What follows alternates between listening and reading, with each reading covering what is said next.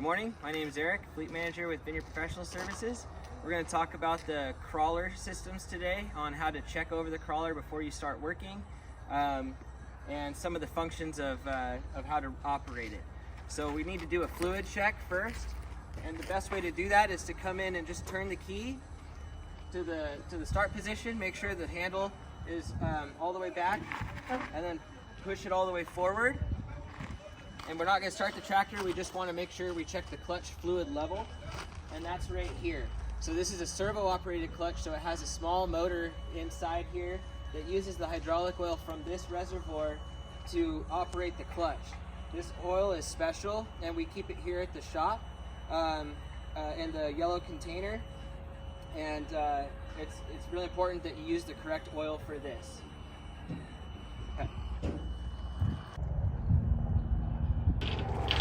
You also need to check the coolant level, which is right up here up front. You can see the level here. You want to go to the max line, make sure that it's up to the max. There's different color coolants, and it's really important that you use the same color for whatever is in this reservoir. A lot of the new Hollands are pink. We keep that in the shop, or you can buy it at Coastal Tractor or auto parts stores. But you want to make sure that if it's pink, you put pink back in. If it's green, you put green back in. And we have some tractors that are even yellow. So if you have any questions, just make sure you call a mechanic and ask them. The air filter is right here.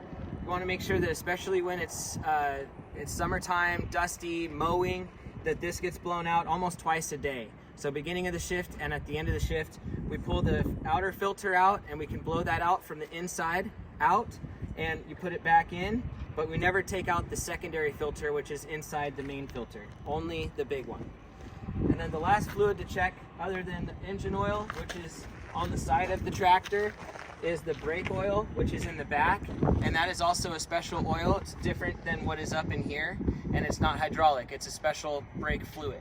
So you need to make sure that we have that from the shop or buy it from Coastal Tractor.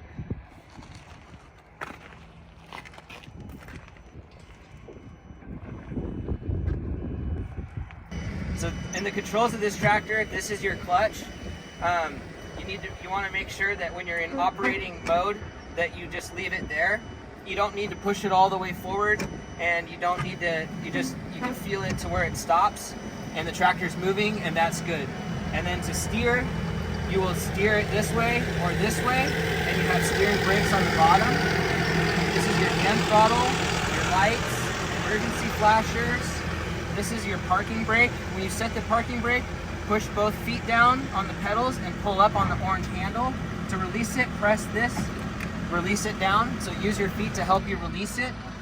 This is a PTO brake. This is very important that you only are using this when you want to slow down the PTO on the tractor. So when you're not using the PTO, this needs to be in the down position.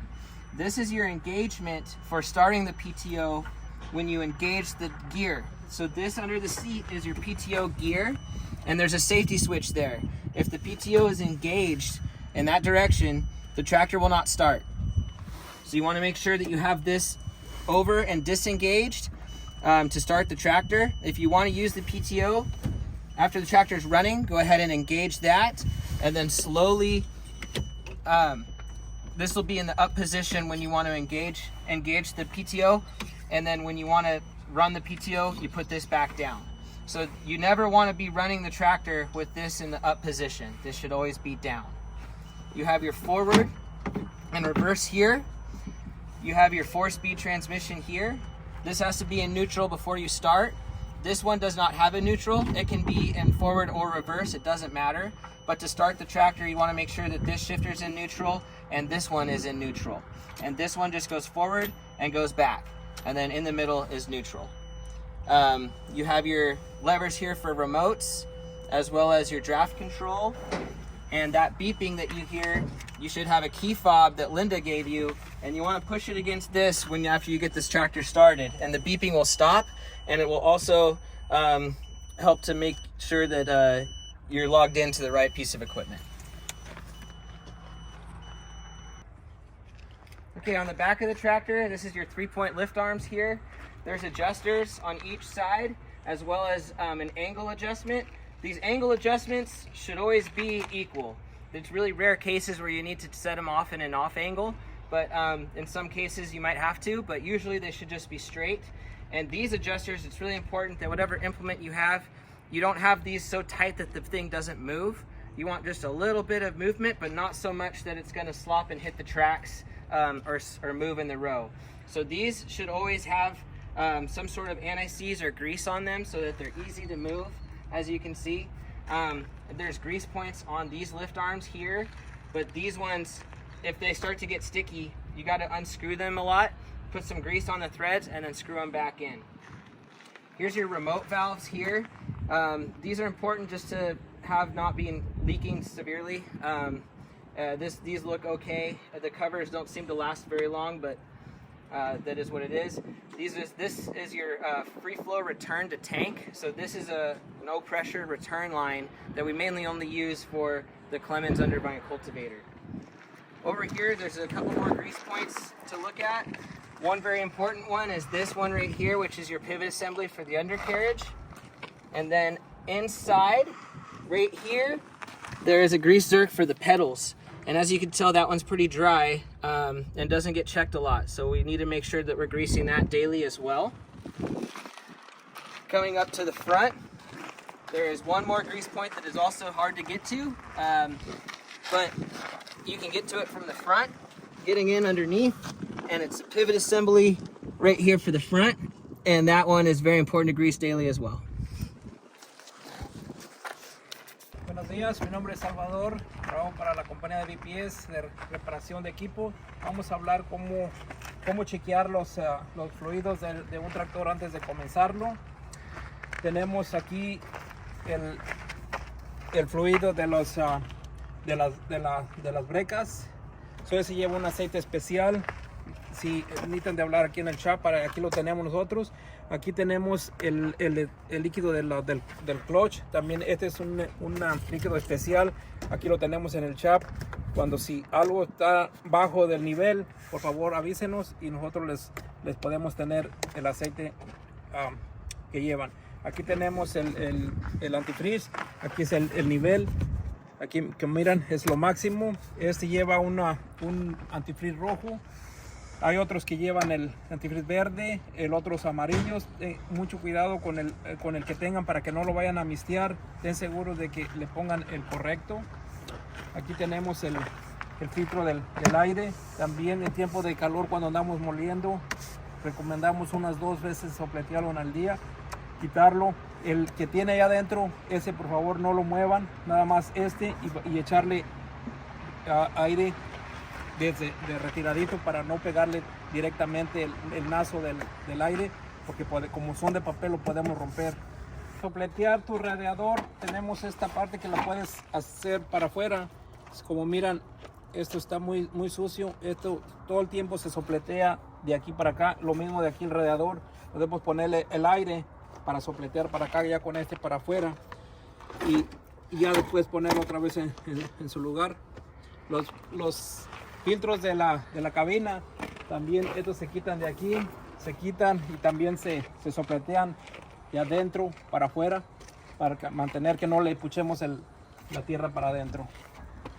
Tenemos la ploga del aceite de la transmisión del hidráulico. Aquí tiene una bayoneta que se mira el nivel, que tiene aquí adentro de esta parte, tiene 2 tornillos que se quita, y está puedes mirar que tiene una grasera para el clutch, el valero del clutch aquí adentro. Vamos a hablar de los puntos para engrasar. Muy importante, tiene uno aquí abajo, por acá abajo donde está el eje. Un poquito difícil de mirar, pero es muy importante engrasarlo. Tenemos este punto también de otra grasera. Si miran, aquí está abajo del pedal. Muy importante. También, esta grasera es muy importante porque es donde lleva todo el peso el equipo. Tenemos otros puntos para engrasar aquí atrás. Los 3 puntos para que tenga flexibilidad. Cuando ajusten su equipo, asegúrense que esté todo al nivel, para que no les quede uno más para arriba ni para abajo. Cuando ajusten un equipo, que no les quede muy flojo, su equipo que esté en el surco o tampoco muy apretado, porque tenemos el problema de que se quiebran estos tornillos cuando tienen el equipo muy tenso. Hablar de los controles de aquí de la carapila. Tenemos tu freno de mano, todo el tiempo úsalo. Vas a caminar, bájalo para abajo. Cuando prendas tu equipo, asegúrate que esté en neutral. Esto no importa, es para reversa y para adelante. Esto no importa en qué posición esté, más esto sí es muy importante que tengas en neutral. Cuando vas a caminar tu carapila, asegúrate que no le puches hasta enfrente, hasta cuando mires que ya camina. Ahí vas a pararla, ponla para atrás para que ya no camine. Aquí tienes para la velocidad. Cuando vas a usar tu PTO, asegúrate que esto esté para abajo. Pones tu PTO y vas a trabajarlo. Ahí está trabajando. Quieres ya no usar tu PTO, necesitas desconectarlo y todo el tiempo para abajo. No camines tu carapila con esto para arriba si no estás usando tu PTO. Unas carapilas, para poderlas encender, necesitamos de hacerle poquito para atrás y encenderlas. Hay otras que cuando está en neutral la puedes prender, pero si en caso no quieres prender una de tus carapilas, dale poquita presión y es como un seguro que tiene para poderla prender. Vamos a demostrarles cómo sopletear una carapila para el radiador. Todos sus supervisores tienen esta clase para sopletear, que tiene sus hoyitos. Lo puedes meter para adentro para tener una mejor limpiada en tus radiadores. Lo mismo lo puedes hacer por este lado. Tienes este otro, puedes limpiar con esto, o también donde puedas usar puedes usar este. Pero esto es muy importante especialmente para los radiadores. Hablar de las válvulas para conectar un equipo de implemento atrás. Tenemos estas 4, que las palancas de enfrente, la verde y la cafecita, esas se detienen cuando quieres un equipo que se esté todo el tiempo trabajando. Estas son momentarias, que le puchas y solo se regresan para atrás. Es nada más para poner algo y que se vuelva para atrás. Y estas son para cuando tengas un equipo todo el tiempo trabajando.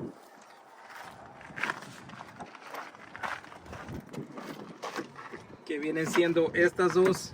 Si miran, estas se detienen, se dejan trabajando, y estas no. Estas son para un equipo que nomás lo quieras trabajar y que se devuelva.